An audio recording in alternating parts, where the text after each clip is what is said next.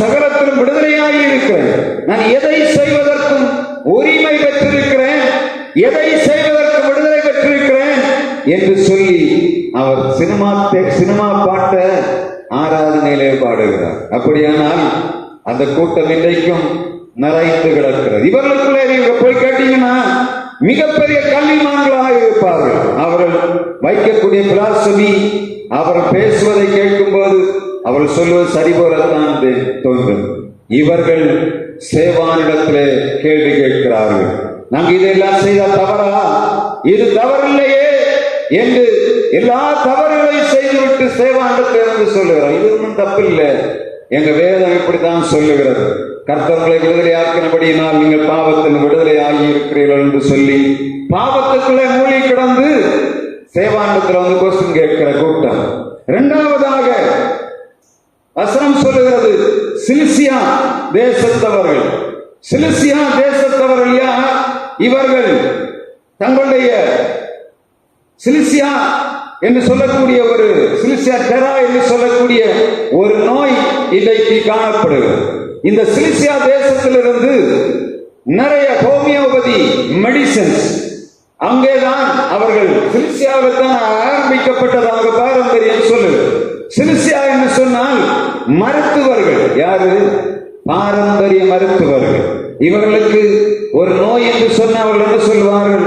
ஆயிரக்கணக்கான ஹோமியோபதி மெடிசன்ஸை நமக்கு சொல்வார்கள். நீ இதை செய்தா உனக்கு இந்த நோய் தீரும், உனக்கு இதை நீ இதை சாப்பிட்டா உனக்கு இது வரும், நீ இதை செய்தா உனக்கு இது கிடைக்கும்.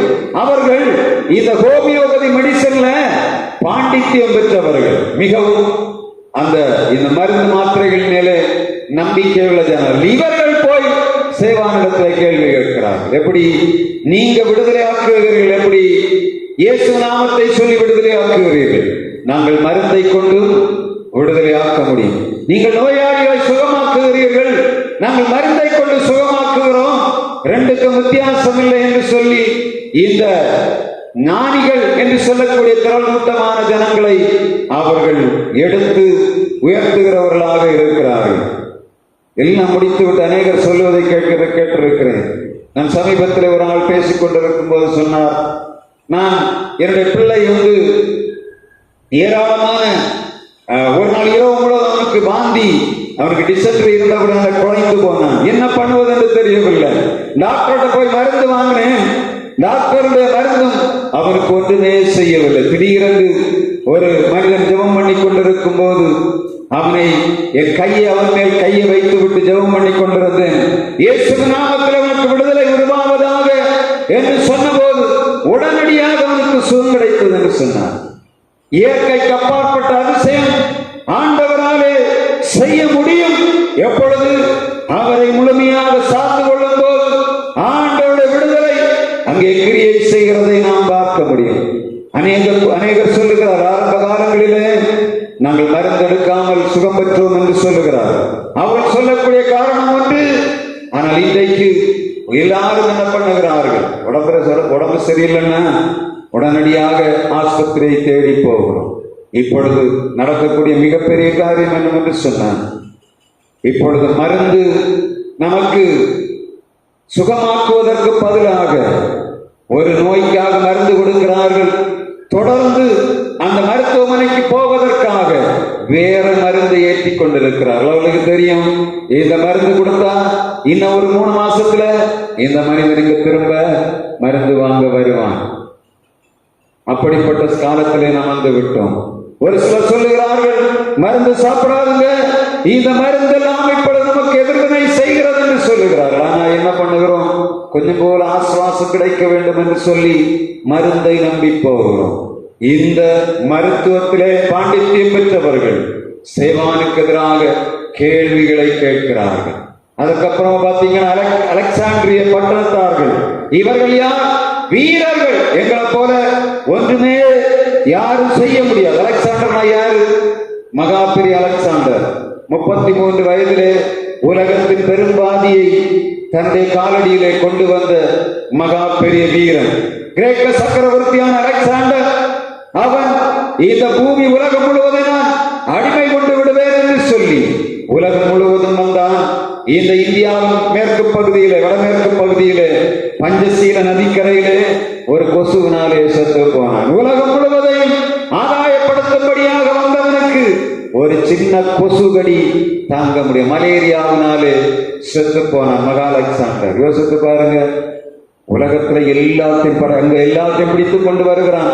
ஆப்பிரிக்க தேசங்கள் எல்லாவற்றையும் முடித்து விட்டு, ஆசியா எல்லாத்தையும் முடித்து கடைசியாக இந்தியாவை பிடிக்க வேண்டும் என்று சொல்லி இந்தியாவின் வடக்கு கரையிலே அவன் அங்கே முகாமிட்டு இருக்கிறான். இந்தியாவுக்குள்ளே இறங்க வேண்டும், ஆனால் இந்தியாவுக்குள்ளே இறங்க முடியாதபடி செத்து போன 33 வயதிலே.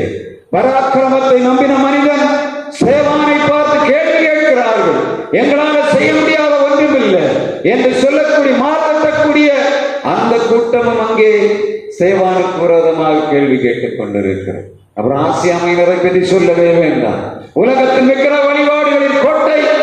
அதுல ஆசியா தேசத்துல இந்த இன்றைக்கு காணக்கூடிய எல்லா விதமான பிலாசிகள், கன்பூசியானிசம், ஹிந்துயிசம், டோயிசம், கிரேக்க சாமி, எல்லா மதங்களும் உருவாகி இருக்கிற இந்த ஆசியா மைனர் உள்ள ஜனங்கள் எவ்வளவு கேள்விகள், கொள்கைகளை வைத்திருப்பார்கள். டார்வினிசம், குரங்கிலிருந்து மனிதன் வந்தான் என்று சொல்லுகிறது. அதை ரொம்ப நாள் வைத்திருந்தால், இப்போ ஒருவர் கேட்டார், குரங்கிலிருந்து மனிதன் வந்தான் என்று உண்மையானால் இப்பொழுது குரங்காக சாகக்கூடாது, அப்படிதானே? குரங்கிலிருந்து மனுஷன் வந்தான்னு சொல்றியே, இப்பொழுது ஏன் குரங்கா சாகிறது? குரங்கு மனிதனாகி சாகணும்னு கேட்டோம். நம்ம யோசிக்கிறாங்க, ஆமா, குரங்கிலிருந்து மனுஷன் வந்திருந்தாங்கன்னா குரங்கா சாகவே கூடாது, மனுஷனாக சாகணும். ஆனா என்ன பண்ணுது? கொள்கைகள், இப்படிப்பட்ட கொள்கைகள் இருந்த மனிதர்கள் வந்து சேவானிடத்திலே கேள்வி கேட்கிறார்கள். வசனம் சொல்லுகிற அவனுடைய ஞானத்துக்கு முன்பாக இவைகள் ஒன்று நிற்க முடியவில்லை. பரிசுத்த ஆவியின் வல்லமை பெற்ற சேவானுக்கு முன்பாக லிபர்டீனியருடைய கொள்கைகள் ஒன்றும் செய்ய முடியவில்லை. அலெக்சாண்டருடைய வீரம் ஒன்றும் செய்ய முடியவில்லை. சிலிசியா தேசத்தின் மருத்துவ பணியாளர்களாலே, மருத்துவ அந்த காரியங்களினாலே, கொள்கைகளினாலே சேவானுடைய ஞானத்துக்கு விரோதமாக நிற்க முடியவில்லை.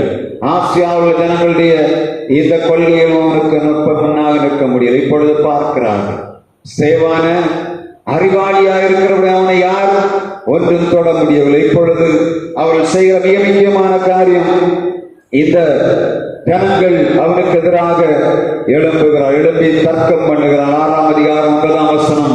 அதுக்கப்புறம் தொடர்ந்து நீங்க பாப்பீங்கன்னா, ஜனங்கள் நியாய சங்கத்தை கூட்டி சேவானை நியாயஸ்தானத்துக்கு முன்பாக கொண்டு வர. வசனம் சொல்லுகிறது, இவர்கள் ஒன்றும் இவனுக்கு எதிராக கிரியை செய்ய முடியாதபடியினாலே பொய் சாட்சி சொல்லுகிற மனிதர்களை அவர்கள் எழுப்பி நியாயஸ்தானத்துக்கு முன்பாக கொண்டு வந்து அவன் சொல்லுகிறார்கள், இந்த மனிதன் மோசே கற்பித்த நியாய பிரமாணத்தின் கொள்கைகளை விட்டு இயேசு என்ற ஒருவன் வந்து நம்மை விடுதலையாக்கி ரோமர்களிடத்திலிருந்து நம்மை விடுதலையாக்குவான் என்று சொல்லி இந்த சேவான் பிரசன்னம் பண்ணுகிறான் என்று சொல்லி அவனுக்கு எதிராக பொய் சாட்சியை உருவாக்குகிறார்கள்.